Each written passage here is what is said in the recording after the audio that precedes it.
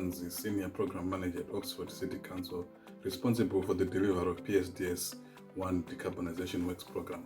Following the Council declaring a climate change emergency in 2019 and then running one of the UK's first citizen assembly on climate change, it set a target to achieve net zero carbon by year 2030 for its estates and operations and a city-wide target of net zero by 2040.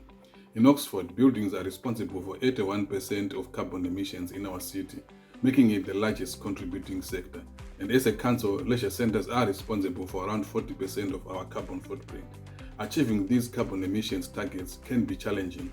Reaching a net zero by 2030 goal involves carbon reduction approaches in challenging areas such as heat decarbonisation.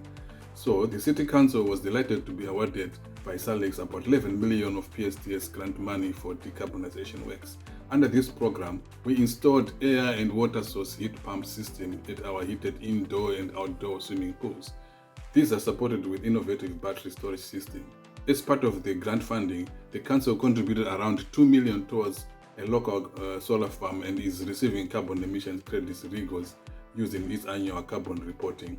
Overall, we are very grateful for the support received from Salix team. Their friendliness and flexibility made this program happen. Challenges: all the leisure centers are occupied by third-party operators, therefore it meant occasional site disruption and working together with the provider. Other challenges were ensuring the new system integrates well with the existing site infrastructure, which have been around for many years.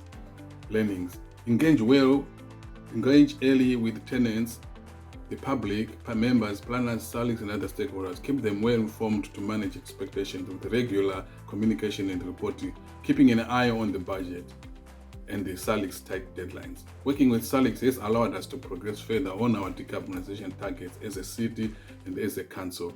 This funding has been key in helping us to achieve this goal.